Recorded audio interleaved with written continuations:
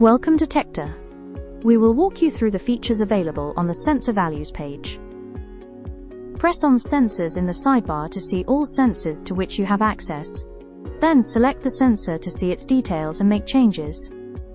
Here you can edit the sensor's placement and environment tags.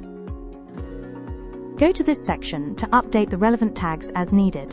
When you're finished, click Save to apply your changes. You can also configure the transmission frequency of the sensor. A 4-hour interval is recommended to preserve battery life. In the same row as the transmission frequency, you can also find access points to view in what group the sensor is placed. To add and review notes, select the wood type on which the sensor is installed, and see which alert rules are enabled for the sensor.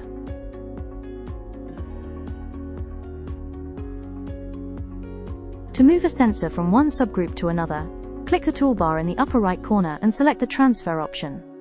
From there, you can make the necessary changes. You can also adjust the time period for which your sensor value should be displayed by simply clicking on the calendar at the top right corner.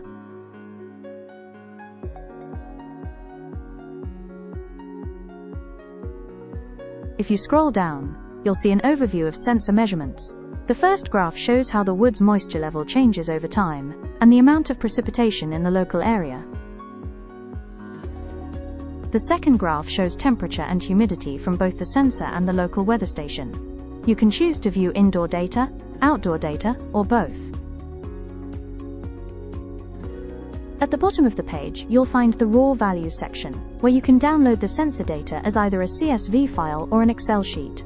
Another useful feature is the Show All Columns checkbox, which enables you to see all the different data fields.